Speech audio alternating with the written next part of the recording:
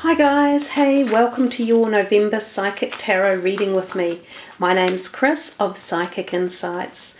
So Sagittarius, this is your reading for November.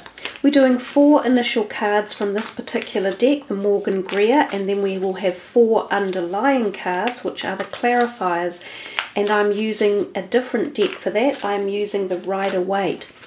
So if 2 cards come out the same, the message will be even more poignant. Now I work with psychic messages within the reading as well, so we just am not sure what particular messages will turn up and when, so we just see how that goes. Check your sun, rising and moon signs, as some of you may resonate with one of those more than the other. So let's get started. Sagittarius, November. You start with the moon, the King of Swords, the Nine of Cups, the Wish card, and the Magician. That's quite a nice row at the top to begin with. 2 major arcanas, some cups, and a sword. So let's see what you have from the next deck as the clarifiers for Sagittarius. Okay. The Hierophant, the Hermit, the Nine of Swords. So you've got 2 nines in a row. They're just quite different. And the 4 of Swords. Okay, let's just move this a little bit and see what we're looking at here for you, Sagittarius. It feels like quite a big month because we're dealing with 1, 2, 3, 4 major arcanas out of the 8. So we're halfway there with major arcanas. It is still quite a lot of cards. You have the 1 court card, which is the King of Swords up here. You have 3 other swords here and 1 cup. So there feels to me as if there's things that are churning away on the outer side of your life or your world that are not necessarily under your jurisdiction or control, but there are events or life cycles that are occurring, and you have on your mind communication or thoughts and emotions that are perhaps tying together these threads of bigger movement that are happening in your life. It is quite a full-on time for most people globally at the moment, and we can tell that with the astrological planetary lineups that are in play, as well as the fact that we have just been through 3 quite large eclipses, and in October we had a supermoon as well as a very arduous full moon to get through energies. And I see that your first card that you're starting off with is the moon. So I think we can say for a lot of you, for the Sagittarians that are watching, the full moon in October may very well have had quite a powerful ping factor to it. There was a lot of, it was kind of linked into Pluto and Mars, the full moon. So there was a lot of argy-bargy energy, or energy that wanted to be feisty and have itself known. So whether or not there were situations that cropped up around you, either instigated by yourself or were involving other people in your life, that created a bit of tempestuous energy, this could be what is now rolling through. This will be what we call the side effects of these type of energetic connections. So the moon is often about emotions and feelings, and high tension emotions and feelings. It can also be related to feminine energy, so female cycles in particular, productive cycles, and hormones as well. So that you can see clearly there is a lot of energetic emotion connected to that moon card. We look down into the pool of water and we see like a crab coming out, or a Scorpio type thing. So it will also have associations to water sign energy people around you. So whether or not you know some, and that's the Cancers, the Pisces, and the Scorpio type energy. These people may be either affected by this particular energy or connection that you are having at the moment, or they are part of the causative reason for it.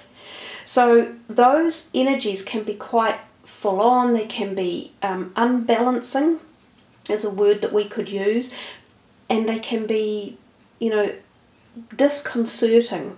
They sometimes happen at night, and sometimes they can be hidden agenda issues happening as well. I often think when the moon card turns up to be very cautious of dealings that you are making with other people, especially if you are signing contracts or doing legal obligations. Now, you might be doing that in November because these sword cards can indicate the signing of or writing or reading of contractual obligations one way or another.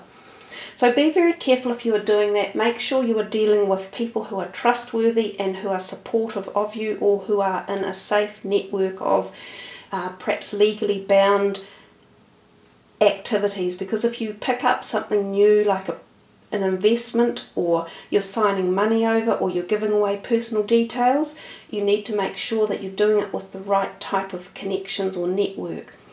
The clarifying card underneath, another major arcana, the Hierophant, he also has his hand up and he's saying stop. So there's a clear message to me for you guys to be careful with new people in your life, or with things that you're thinking of undertaking in particular.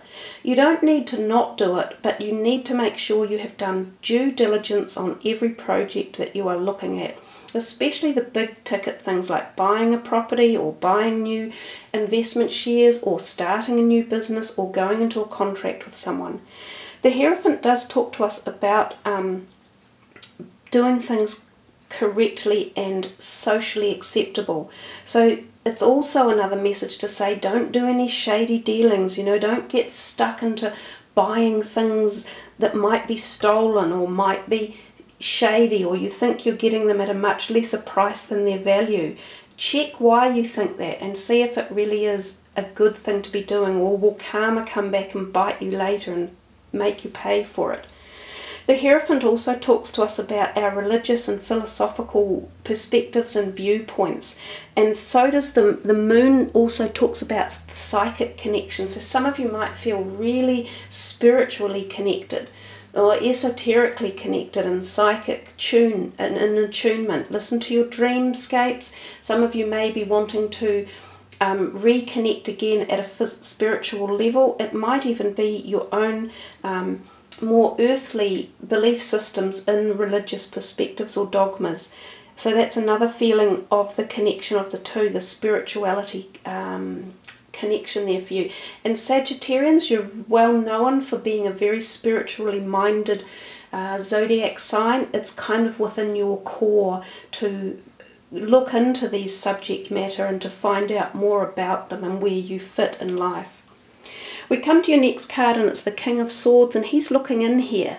So just watch out. There could be an air sign person that you might be doing dealings with, and they are quite, quick and fast, and they can be all about words and quick thinking. So if someone is around putting lots of ideas forward for something, just again slow them down and say, yeah, I'll think about it. This is a little bit like this here, the Hermit. The air sign man, the King of Swords, they can be very much about signing things and reading documents and thoughts coming through and ideas, and make it quick and do it fast and yeah. But it's telling us that, again, you need to go within and spend a little bit more time researching whatever it is that this guy or this person is trying to tie you up into, or is endeavouring to expand you with. You need to make sure that it suits you well, that it fits your particular style of life and your morals in particular, and your ethics. So don't let your moral rules be led astray in this earlier part of the month by other people. I think that's quite an important message for you. If something doesn't feel right, question it. Don't be afraid to question, and don't break your ethical boundary rules, because you will regret it.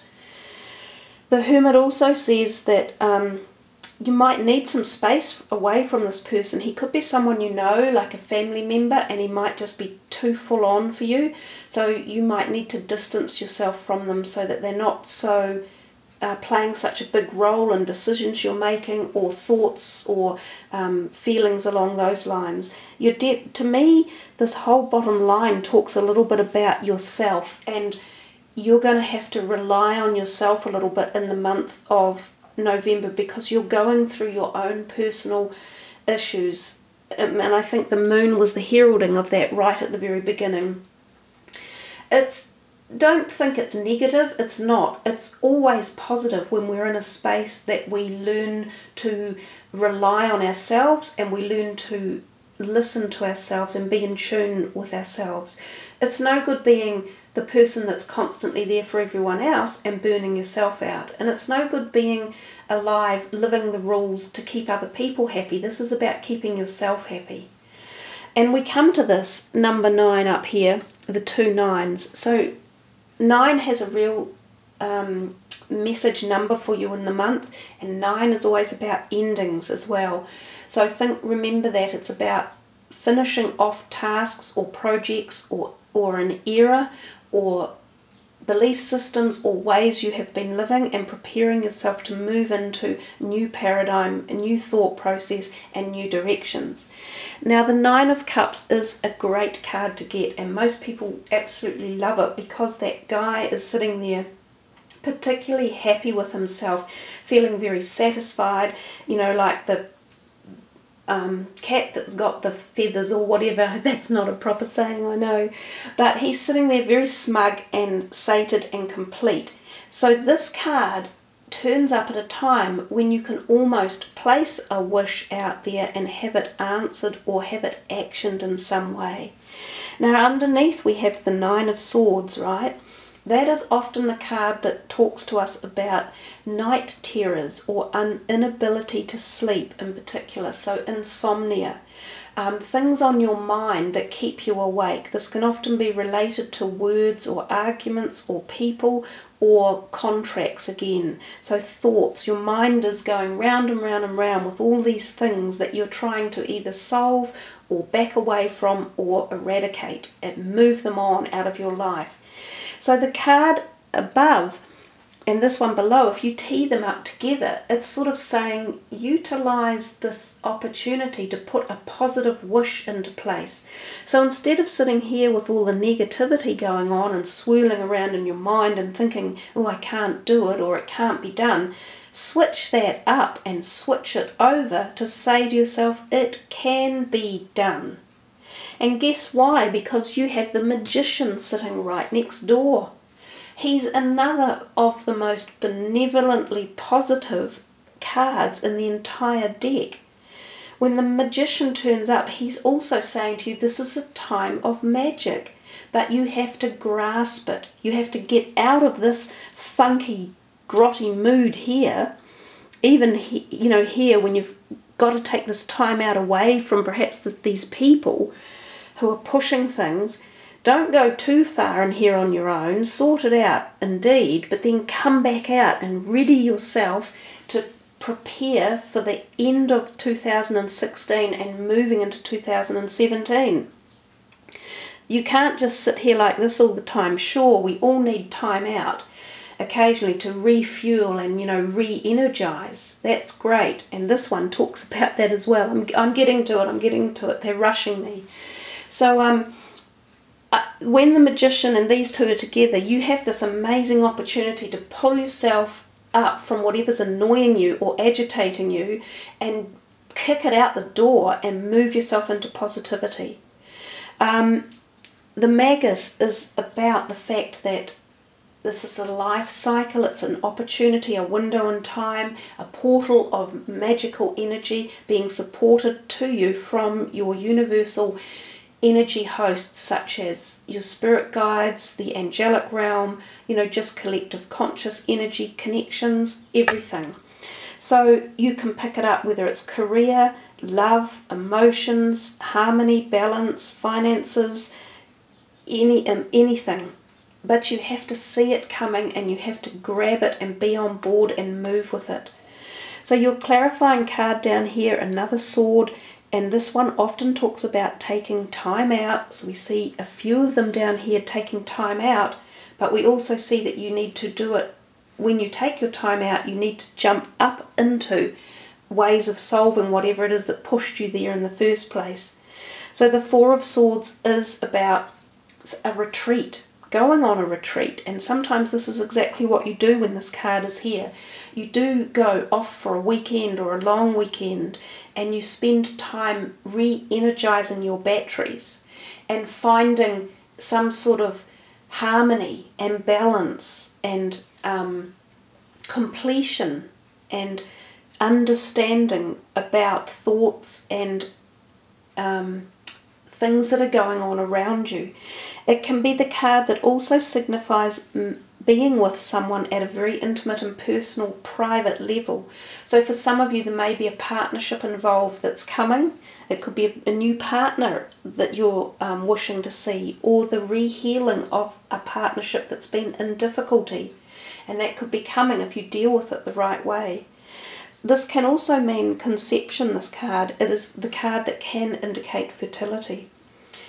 So there you are, Sagittarians. You actually have a powerful reading, and there's a lot of poignant messages in there that are quite strong about not letting you, sit on your laurels and feel down at all. It's about seeing any of this energy around, dissipating it out, refocusing on the positives and moving forward when you're ready, after you have consolidated any thoughts or energies that were dragging you down. You move them all around, you address them, you take the time out, you push them up, and you move into December feeling satisfied, re-energized, with some great potential for new journeys forward. Let's put these ones aside and see what last card you will get for the final universal message for Sagittarians, using these really gorgeous just daily cards, but they are messages for you guys from the spiritual realm, just ascertaining one last thing to focus on. So this is for Sagittarius. What will it be? Okay. Cupid. So we talked about love towards the end, and that being together and a very intimate romantic feeling. And if you look in the background, there's lots of beautiful pink energies coming in here as well with the pink card. So Cupid doesn't just mean romantic love, but obviously for some of you this is on the cards. The message on this card actually says, we send great waves of love into your heart and mind, awakening your love for life itself. Your clear decision to accept and enjoy romance has triggered this awakening. Allow yourself to spontaneously celebrate love in all of its glorious aspects. And one of the other perspectives of this is love for yourself. So as I said earlier, if anyone is pushing you around or, making you feel less than you are, as if they're negating parts of you, don't let that be the case. Push love into yourself first. Love yourself.